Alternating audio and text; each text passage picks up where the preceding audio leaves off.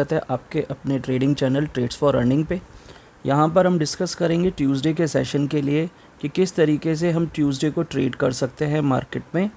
और यहाँ से अप्रैल की सीरीज़ वैसे तो फ्राइडे सेशन से ही शुरू हो चुकी है, लेकिन ऑफिशियली अगर बोले अप्रैल 25 और Q4 सीरीज़ अब शुरू हो जाती है हमारी ट्यूसडे ऑनवर्ड्स।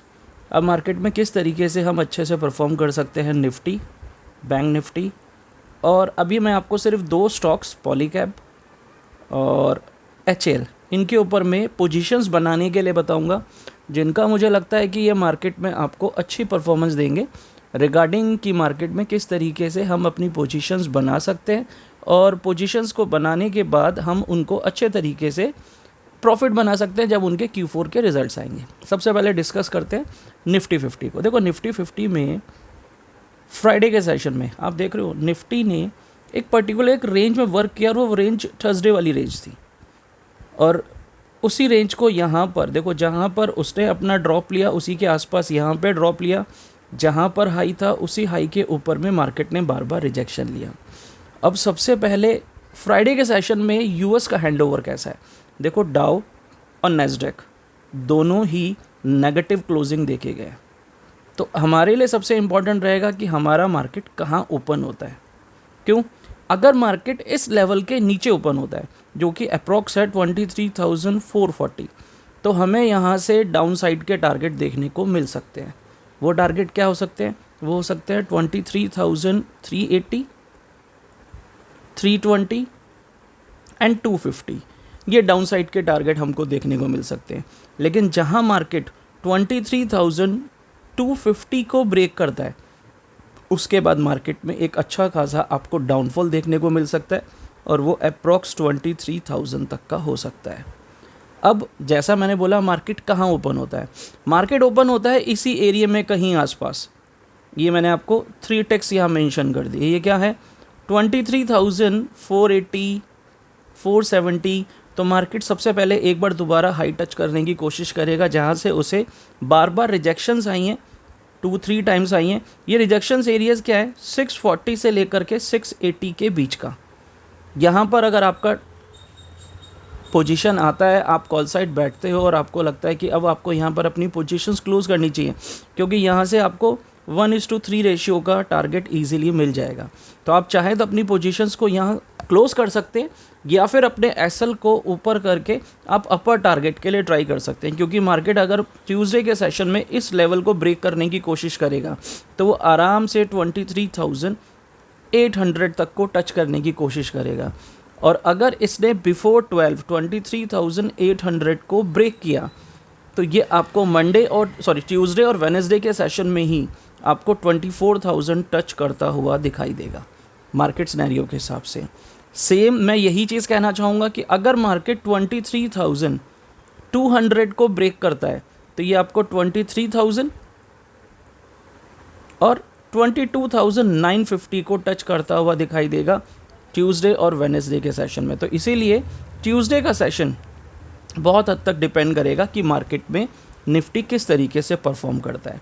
निफ्टी की स्ट्रेंथ डिपेंड करेगी HDFC बैंक के ऊपर और निफ्टी IT के ऊपर, क्योंकि जिस हिसाब से नैस्डैक की पिटाई हुई है फ्राइडे के सेशन में, अगर निफ्टी IT ब्रेक होता है तो यहाँ पर आपको एक अच्छी खासी गिरावट देखने को मिल सकती है। अब बात करते हैं यहाँ पे बैंक निफ्टी के लिए। बैंक निफ्टी ने भी उसी तरीके से परफॉर्म किया है मार्केट में जिस ऑप्शंस के अंदर में आपने फ्राइडे और थर्सडे के सेशन में आपने वर्क किया था। अब मैं अगर यहाँ पर इसको एक्सप्लेन करूँ, एक बार मेरा चार्ट थोड़ा सा डाउनलोड हो जाए, आ गया।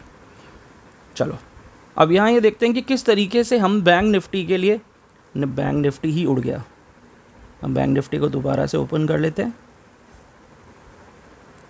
मैं ज़्यादातर ट्रेडिंग व्यू के ही चार्ट पैटर्न्स को मैं यहाँ पर यूज़ में लेता हूँ, तो आपको भी यही कहूँगा कि आप यहाँ पे ट्रेडिंग व्यू की सर्विसेज को इजीली ले सकते हैं। बात करते हैं बैंक निफ्टी। देखो बैंक निफ्टी ना एक बहुत ही सिंपल लेवल्स के बीच में ट्रेड कर रहा है। वो लेवल्स क्या है? मैंने यहाँ पे ये मार्क कर रखे हैं। ये क्या है? 51,500 और इसको रिजेक्शन आ रहा है 51,800 के बीच में। 51,800 अगर ये ब्रेक करता है, 51,800 अगर ये ब्रेक करता है तो आपको टारगेट कहाँ तक देखने के लिए मिल सकते हैं, 52,200 तक।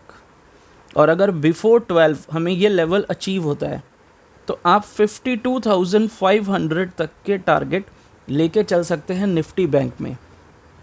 डाउन साइड अगर मार्केट ब्रेक करता है 51,500 को, तो ये आपको 51,200 और 51,000 तक के लेवल्स को दे सकता है। रीज़न, एक तो इंडस बैंक की हालत ख़राब है, दूसरा एक्सेप्ट आईसीआईसीआई कोई भी बैंक अच्छा परफॉर्म नहीं कर रहा है। यहाँ पे एचडीएफसी बैंक को अच्छे से परफॉर्म करना पड़ेगा। परफॉर्म करने के बाद ही बैंक निफ्टी के अंदर में हमें एक अच्छी स्ट्रेंथ मिल सकती है।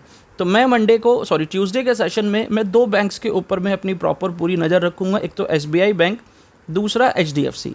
अगर ये दोनों बैंक्स अच्छे परफॉर्म करते हैं तो हम हायर लेवल के ऊपर में अटैक करेंगे, लेकिन अगर ये दोनों बैंक्स परफॉर्म नहीं करते तो हम देखेंगे कि किसी तरीके से 51,500 ब्रेक हो और ब्रेक के बाद में हम पोजीशंस बने। बैंक निफ्टी क्योंकि बहुत टाइम से एक ही लेवल के ऊपर में मूवमेंट दे रहा है, तो या तो ये हाई ब्रेक करे या ये लो ब्रेक करे, दोनों ही कंडीशंस में मैं यहाँ पे बैंक निफ्टी को किसी ट्रेड को लेने के लिए मैं आपको कहूँगा। एल्सवेयर अगर वो इस बीच में ही ट्रेवल करेगा तो या तो आप अवॉइड करें या फिर आप उसे यहाँ ले पुट साइड के लिए और यहाँ बाय करें कॉल साइड के लिए, और पर्टिकुलर इन लेवल के आसपास इन्हें आप क्लोज कर सकते हैं, राइट।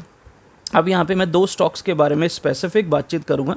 सबसे पहला है पॉलीकैब। देखो, इन स्टॉक्स को लेने का सिर्फ रीज़न ये है क्योंकि ये अपने हाई से ना अच्छे खासे करेक्शंस पर हैं।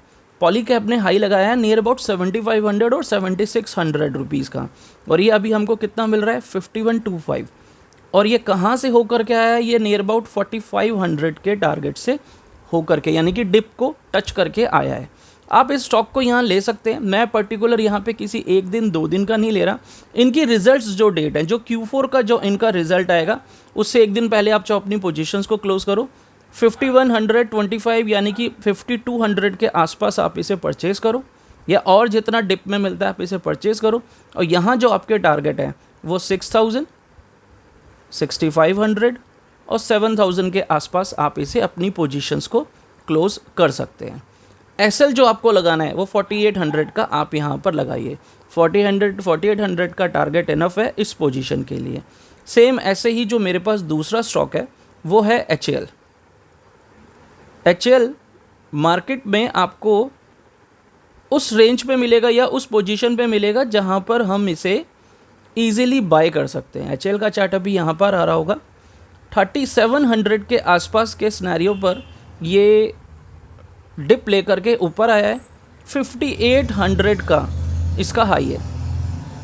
एचएएल इस समय अपने टारगेट को टच करने की प्रॉपर पोजीशन पे जा रहा है। मैं एक बार इसको रिफ़्रेश कर दूं। ड्यू टू फेस्टिवल सीजन्स ना थोड़ा सा मार्केट में जो चार्ट पैटर्न्स हैं या जो इंटरनेट है वो थोड़े से स्लो है, तो बस इसी का रीज़न है। 5,800 का हाई लगा करके आया है। अभी कल इसने 4,300 का लेवल टच किया था। यहाँ पर इसने एक अच्छा खासा बेस बनाया है, 4,100 कह सकते हो। वैसे मेरे हिसाब से 3,800 से लेकर के 4,000 के लेवल के बीच में इसने एक अच्छा बेस बनाया जो कि इसका पुराना बेस है। और यहाँ से ये 4,200 से 4,800, 5,200, 5,800 के लेवल के ऊपर जाने के लिए तैयार हो रहा है। रिजल्ट से पहले मुझे लगता है कि ये आपको 5,000 से 4,800 तक के लेवल इजीली दे जाएगा। तो आप एचएएल में अपनी पोजीशंस को बना सकते हैं, चाहे आप ऑप्शंस में बनाना चाहें या स्टॉक्स में बनाना चाहें। दोनों में ही मुझे लगता है कि ये स्टॉक्स अच्छे खासे फ्रूटफुल स्टॉक्स हैं। तो आज हमने डिस्कस किया कि ट्यूसडे के सेशन के लिए यानी कि 1 अप्रैल के लिए हम किस तरीके से निफ्टी और बैंक निफ्टी में ट्रेड कर सकते हैं। अगर मार्केट ऐसे ही परफॉर्म करता है जैसे उसने फ्राइडे के सेशन में किया है तो मेरे हिसाब से आपको उसे अवॉइड करना चाहिए। स्टॉक्स के लिए कुछ और स्टॉक्स मेरी नज़र में है जो अच्छा परफॉर्म कर रहे हैं। जैसे बीएससी ने अभी 14% का अप दिया है, तो अगर मार्केट में गिरावट आती है तो भैया जो शेयर भागा है गिरेगा भी वही। आईटी के अंदर में परसिस्टेंट और कोफोर्ज अभी अच्छी हाई लेकर के ऊपर आए थे, तो आप इनके ऊपर में भी फोकस कर सकते हैं। तो ये वो स्टॉक्स है जिनके ऊपर में हम इजीली एक अच्छा प्रॉफिट बना सकते हैं अप्रैल सीरीज़ में। मैं नेक्स्ट वीडियो जो बनाऊंगा उसमें बताऊंगा कि हमें किन स्टॉक्स के ऊपर में Q4 के हिसाब से अपनी पोजीशंस को बनाना चाहिए और जब उनका रिजल्ट डेट आए उसके हिसाब से हमें उन्हें क्लोज करना चाहिए। So have a nice day, thank you. मिलते हैं हम अपने ट्यूसडे के सेशन में और मार्केट पे बनाते हैं एक अच्छा खासा प्रॉफिट।